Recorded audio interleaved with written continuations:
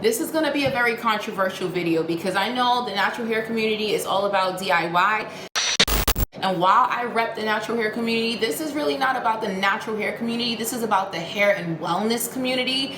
And we do things that's backed by science over here.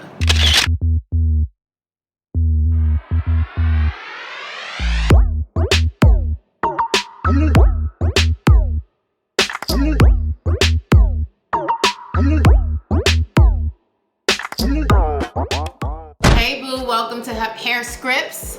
I was going to say Supernaturals because you guys know, quick plug, that I have the Supernaturals podcast. But anyway, this is your girl Beverly and I have a confession to make. I don't really believe in DIY products to grow hair. Don't at me, don't come for me, don't kill me, don't yell at me. And actually, if you're going to do all of that, please do it in the comments down below.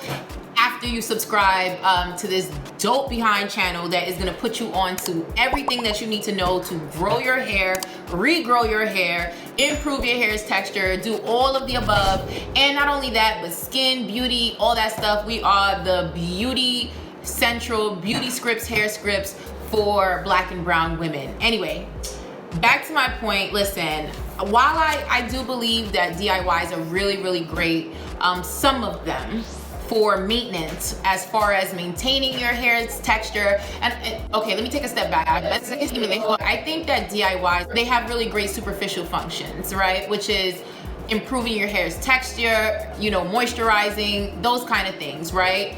The hair that's on your physical head. But here at this channel, we like to go a lot deeper, AKA into the scalp, the hair follicle, and the science of really growing strong, healthy, denser, thicker, fuller hair out of your scalp, honey, okay? We care about the hair that you can't see, okay? That's what you come here for. That is what you're here for. Hey baddies, it's your girl Bevy with Hairscripts, and I have some great news. If you are experiencing hair loss, meaning it's shedding, it's thinning, you have bald spots, it's breaking, you don't know what the problem is and you don't know how to treat it and how to fix it, do me a favor and go to thehairscripts.com. Go to our website, the link is down below, and use our scalp evaluation tool where you can upload up to 6 photos of your scalp and your problem area. And one of our Hairscripts hair loss experts will get back to you, not only with a full evaluation, but a treatment plan on how you can personally regrow your hair back based on your hair growth concerns. But that's not all. You'll also get product recommendations that are going to be better for you and not for your neighbor. Okay, so personalized hair care, girl, that's where it's at. And if that's not good and that's not reason enough for you to go, it's free, okay? Don't say I didn't tell you. Bye.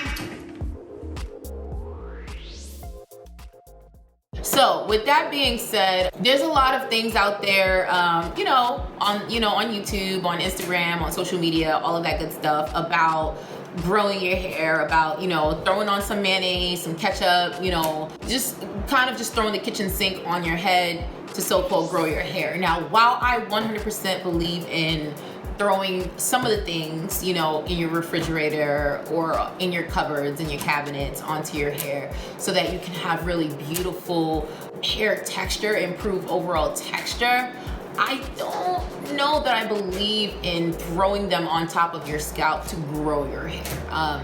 And so, hear me out. We're gonna go into some detail, okay? Number one is I feel that anything that I do, I love for whatever I do to be backed by science. If you don't know, I've been in the, let's call it healthcare, medical, pharmaceutical world for over 10 years, specifically, in the dermatology world. So I spent a lot of time reading clinical data, a lot of time, looking at package inserts and communicating clinical information to doctors, right? Yes, me, her, she. We could be ratchet, but we know how to code switch, know what I mean? Anyway, so back to the point is, So I really believe in a good old clinical study, something that is going to validate this claim. Okay, honey, don't just tell me that something works and don't validate it. Like, don't just say I know because I said so or because my grandmother did it. You know, there's so many different things to take into consideration with hair loss and hair growth, i.e. genetics and so many other things that I just blanked out and can't think of right now. But there's so many other things to take into consideration with hair loss and hair growth. So to just say one size fit all, you know, throw on this olive oil and your hair is gonna just be down your back is kind of BS, right? It's kind of bullshit. And I'm not talking badly about anybody who it's worked for. It's worked for, you know, when you take all the factors into consideration for you and you did this and it worked for you, that's great. But here we're not about one size fit all. We're here about customizing, and we're all about finding out what's the best personal growth plan, hair growth plan for you, if that's what you're here for, or if you're here for skin and other things, you know what I mean? So what I'm gonna talk about is some DIY things that you're doing that's actually destroying your hair or doing more harm than good. And I know it sounds a little weird that I'm talking about the physical hair that's on your head and not the hair that's in your scalp that we want to grow and flourish. But it's because I just want to make sure that we're all on the same page, that while I do believe in DIYs, because I have some on my channel, specifically DIY oil, right? DIY serum. And what I mean by that is there are clinical studies, there is data to support, you know, that essential oils are really effective in stimulating hair growth, blood flow to the scalp, you know, that they penetrate the epidermis and they actually help the hair follicle. They're responsible for cell proliferation, meaning that those hair cells, they make more follicles for you, right? So that your hair can be denser. You know, there are studies about certain, you know, carrier oils like pumpkin seed oil that has been used on balding men. So there are studies out there that validates a lot of things, and that's why me, she, her, I'm gonna keep creating my oils. And we're gonna have, if I haven't shot the video yet, you're gonna see a video here that's gonna break down a little bit more the science about CBD oils, because there's also data to support that CBD oils have been effective in regrowing hair. But just like there's data to support that these things help to grow hair, there's also data that supports that some of these things could be a little hurting or not damaging, I don't want to use that word, but they have, some of them may or may not have side effects for some people, right? So again, there's no one size fit all, and you have to give things a good try to see if they actually work, and you have to be consistent. And you know, we've had a trichologist that say, as far as, you know, hair growth, you have to give things 6 to 12 months to see that it actually works. So changing things up every 5 seconds or every time a YouTuber puts a new DIY up there, that's not gonna work for you. But let me look at my notes, let me get into this so that you guys can know, because I know you're like, she just keeps talking and talking, but what you didn't know was we was already into the list, honey. All right, so one of the things that we do a lot in DIY recipes is we use a ton of water. And I know it's like, yeah, but water, you need to water your hair like you water a plant. Absolutely, but sometimes too much of anything is no good, right? So if you're dousing your hair with water all the time, there's so many different things that can happen, right? So number one is water can breed bacteria. Moist areas, if you're a girl, if you're a woman, you know what I'm talking about. You know, moistness can breed bacteria. If you're already susceptible to bacteria, if you already have, if you're dealing with sebderm, if you're dealing with certain things, using too much water can, you know, and then just letting it sit there, you know, I mean, think about as a woman, like, let me keep it 100 with you. Think about yourself as a woman sitting in wetness. I mean, it might sound good in theory, right? But to just sit in it and you have your underwear on and it's just pooled in that area, right? So, right, you know, think about keeping that in till it dries by itself for like a day or two. You know, as a woman, you know, you gotta let it rain and clear it out, and then you need to take the underwear off, and you just need to just let stuff air out a bit, right? Because you don't want yeast, you don't want things like that to form, and that is one of the problems sometimes with just wetting and setting, you know. And that's why I learned that you may have to, you know, dry your hair. You may have to what's the thing, I'm so like, when you know, diffuse your hair dry, because you don't want it to sit and sit on the hair. Another thing about the water is if it expands your actual shaft too much, it can cause breakage. Who knew?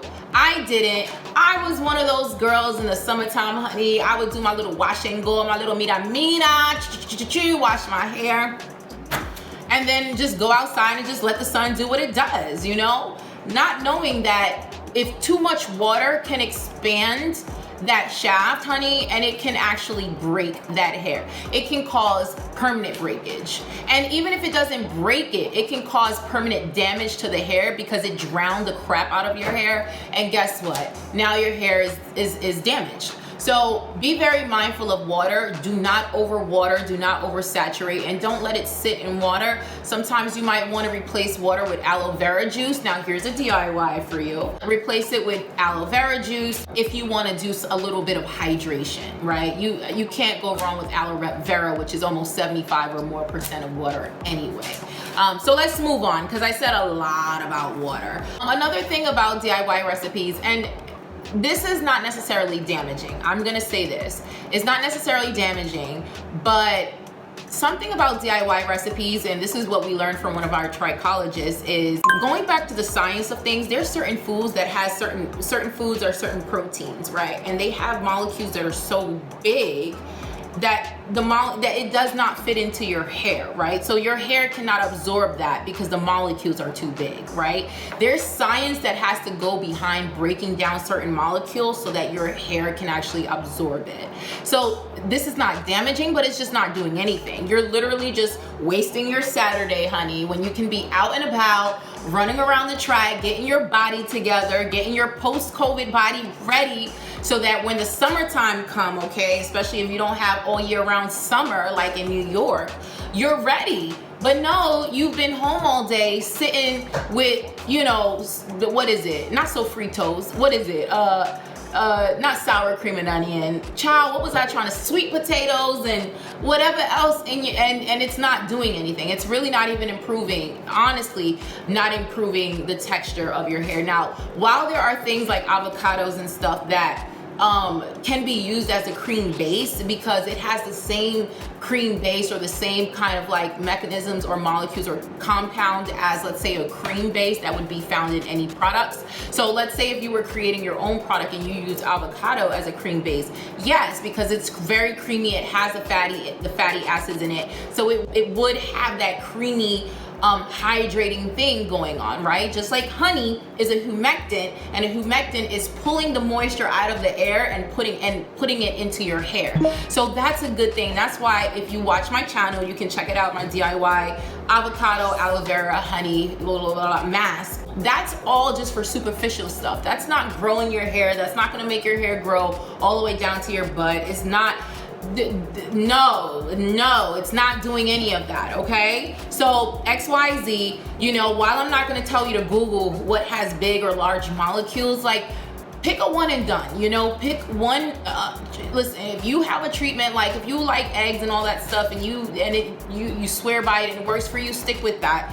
More than likely trying new things or, you know, just trying stuff that doesn't have any type of scientific backing or clinical data is not really doing anything or much for you.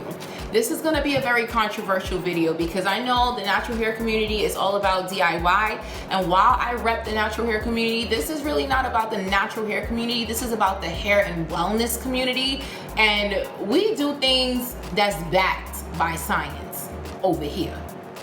All right, so if there's no proof in the pudding, if there's nothing that's going to validate these claims, or if I haven't done it on myself and it doesn't work for me, okay, it's the science for me, it's the data for me. So please don't eliminate me, guys. I'm still new, so please don't cross me out. I'm just an alternative. So again, if you're a DIYer and you live and die by it, girl, keep that up and it works for you and you're doing great and awesome, amazing. I'm not telling you to stop what you're doing. I'm talking to the woman that's been DIYing herself into an oblivion, who's been spending double the money on groceries because she's wasting a lot of her food on DIY, and you know, you're running out of cash, you're running out of food stamps, whatever, you know, you know, like, girl, you know, whatever, on these DIY things that are not necessarily working for you, or you've tried it and it's not working. Now it's time to give me a call, right? Because you want to say, listen, I've tried everything, it's not working.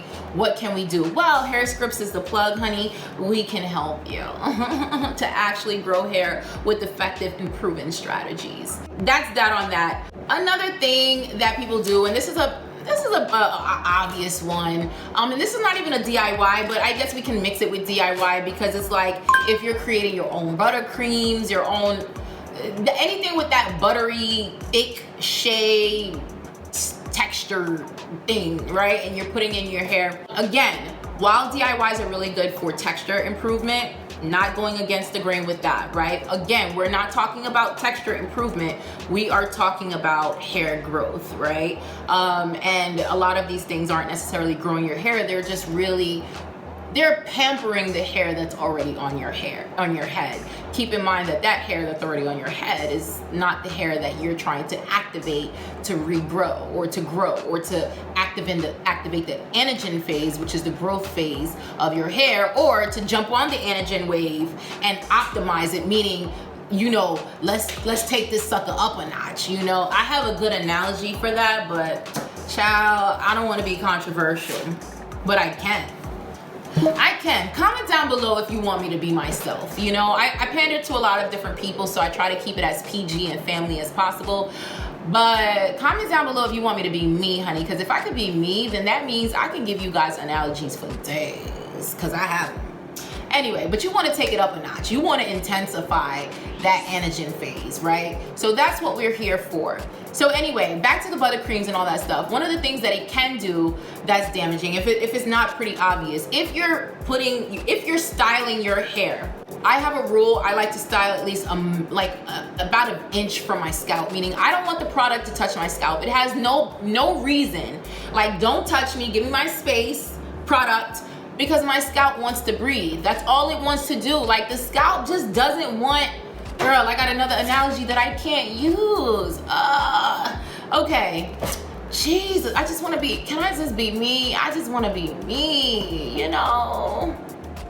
But I'm not going there, but maybe I should. Anyway, the scalp honestly just wants to breathe. It doesn't want any type of anything on it. It's like, imagine you, okay, this is a better analogy, and it's relevant to 2021, 2020, right? And the pandemic. It's like, we know we're wearing what's that? I was gonna call it a scalp. What is it called? A mask, because we have to. But who the hell really want to be out here, especially in the summertime? Where now the winter in New York is freezing cold. I could live, but it's starting to get hot, and that mask is just, it's like putting a mask, an unnecessary mask on your scalp, because it's not protecting your scalp from anything. So my point is, whether you're DIY'd your own buttercreams or whatever you're making, and whether you're actually using product that you bought, please start from an inch from your hair, because you need to let your scalp breathe. Your scalp doesn't need product. The product is not promoting hair growth. In fact, it's just promoting buildup. It's probably not balancing your pH correctly. It's doing a whole bunch of crap, you know? It can give you some type of chemical, like if there's chemicals in it that you're not aware of, you know?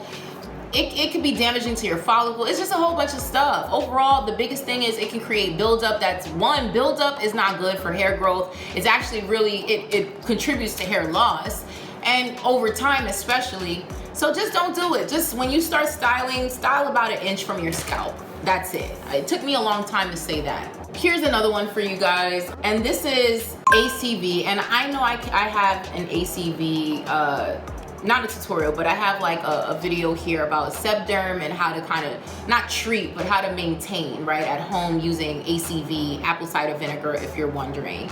And the thing with this is, you know, everything in moderation, right? And I said it in the video, is that it's for treatment, right? It's for maintenance, meaning go to a doctor, go to a damn doctor and let them, you know, give you a prescription to treat your sebderm. Please stop trying to DIY the sebderm away. It's not gonna happen. But the thing with ACV is it works to help in maintaining, but it can also, if you're not careful and you OD, whenever you OD with anything, you can actually do the reverse. And that's the case with ACV, because the apple cider vinegar, the acidity in that can completely shift the pH balance on your scalp. So if you're ODing, if you're doing too much ACV, if you have itchy scalp, if your scalp is itching and you heard somewhere where it says use apple cider vinegar, do an apple cider vinegar rinse, it's gonna do XYZ, XYZ, ABC benefit for you, for your scalp, for your hair, that's great. Do it once a month, right? But if you're doing it every single day, no, because what you're doing is you're eventually messing with the pH balance. It's like doing a douche every single day. I mean, some people tell you don't need to douche at all, right? This is not that video, and I'm not telling you my opinion on that. But the point is, you know, imagine if you do douching every single day. Not good, right? You're gonna destroy the whole flora of your vag, right? You're gonna mess up the flora of your vag. You're gonna decrease the good bacteria, increase the bad bacteria, and it's the same thing with your scalp. We just learned today that the scalp is the third most sensitive part of part or area of the body as far as skin is concerned. So you need to treat your scalp the way you treat skin. I will not recommend putting anything that's gonna burn or astringent or alcohol. Imagine putting actual alcohol on your face every single day, right? So that's the same concept with ACV. So if you're one of those girls who you found a DIY about ACV and you're like, oh my gosh, I'm just gonna do ACV every single day or every week, it's slow your roll, calm down. And I would definitely, you know, if you don't need it, honestly, if you don't have like real issues with sebderm or, you know, itchiness and dandruff and all that, I wouldn't do that. But honestly, I would just really go to a dermatologist. I would go to a trichologist, let them prescribe something to bang it out. And then as far as maintenance, get you a good over-the-counter shampoo conditioner that is specifically for itchy, dry, dandruff scalp, you know, that's really made to balance the pH, you know, of your scalp, etc. Shout out to Live So, because by Dr. Sherry Graham, a whole dermatologist that created her own line. And no, I'm not paid, but that stuff is amazing, like on God. Like I use it and I try, like I reviewed it, and that review is gonna, you know, is on this channel. But I'm telling you, I kept using it after that review. Keep that in mind, because it has everything it needs to exfoliate your scalp, to detox, to cleanse, and to also have great benefits for your actual hair. So keep that in mind, okay? And then if you need something that have antimicrobial and antibacterial properties in general, always go with aloe vera. Or if you have an oil, if you have a serum and oil, or you want to do an oil, tea tree oil. Keep that in mind. Another thing that I want to talk about is, and I have it on my channel, Guilty, is the black, not the black, but the rice water rinses, right? Whether it's a rice water rinse, leave-in, whatever you're doing with the rice water. Here's what I said when I created the video, and I'm gonna say it again, just in case you didn't watch that video, but if you haven't, please go check that video out. The thing with those is rice has a ton of protein in it, protein enzymes, and protein, if you don't know, too much protein is not good, right? You want protein if you feel that your hair is weak. Like I feel like right now, I might need a protein thing to go on. So I might do a black rice water rinse, or I might just do a protein mask, whatever. But I might feel like, okay, I need a protein treatment right now because she's a little, she's feeling a little weak, a little tired.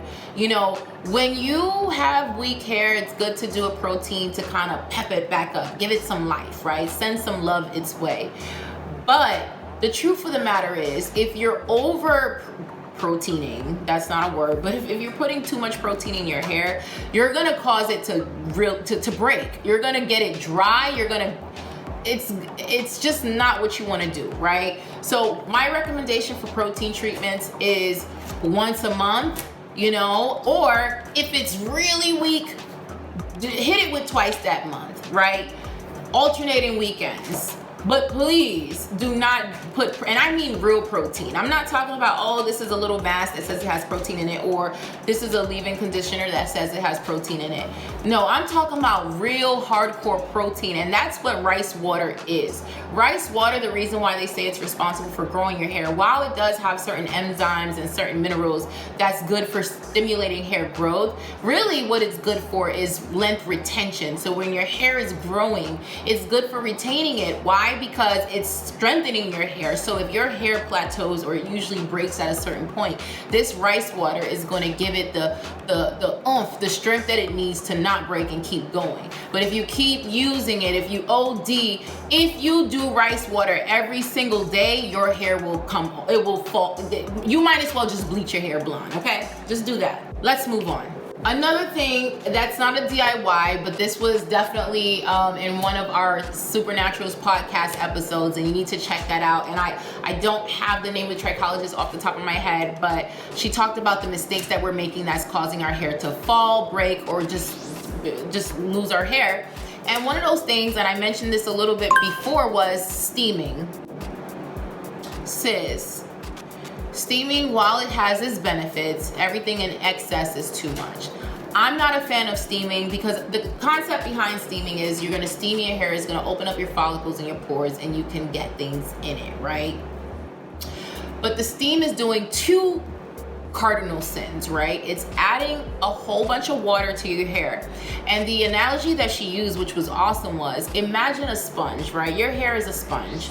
A sponge, I don't care if you put it in a little bit of water or if you dip it in a full bucket of water or if you dip it in a bathtub of water.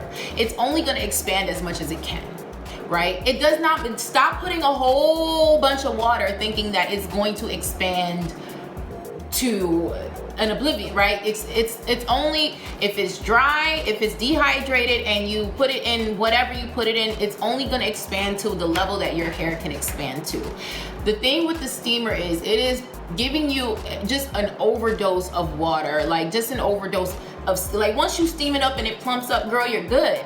But you sitting there an hour, 2 hours, you're doing too much, right? The other thing that it does because of that moisture, right, is it's completely messing up it's just effing with the whole pH balance on your scalp. There are people that I know that are religious steamers that have complained eventually of having seborrheic dermatitis, aka a yeast infection on their scalp, or it's caused dandruff. But most times seborrheic dermatitis, aka a yeast infection on their scalp, and it's flaky and it has the crust, the yellow crust, that oozing crust. If you've seen any videos of people with that crustification, they've overly moisturized. They created a breeding ground for bacteria to just come and throw a whole party, a whole wet fet on your scalp. And now, you're just, like now you have a whole bunch of scalp issues. That's sin number one. Sin number two is, which I just learned, is the heat. Okay, with the steamers. And when I mean steamers, I don't mean the little handheld ones that you're doing until your hair plumps up. That's fine. I actually like those because, again, your hair is only going to expand until it can. So when you use those and you get it to plump up a bit, you're good. But I'm talking about the steamers that you sit under for I don't know how long to do whatever to your scalp, right? To open it up so that you can then put oils. Jesus. And then there's some oils that are comedogenic, like olive oil or coconut oil. Comedogenic meaning it clogs your pores. So you're putting this stuff oh girl, Jesus honey, okay? It is think about a yeast infection on your scalp, honey. It's terrible. But anyway, and think about the real bad ones, like the ones that you feel like you just want to rip it off, like that.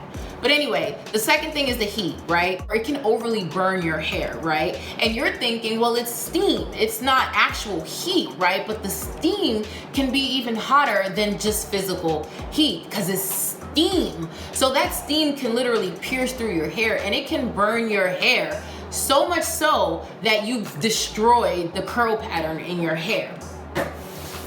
I know, right? It's like, damn, can I do anything? Can I live? You can, sis, do everything in moderation. I'm not trying to knock nobody. If you love steaming, girl, do you a steamer once a month. Like there's certain things that should be more of like a treat, like a self-care kind of like oh, I'm doing this to treat myself, to treat my hair, to treat my scalp.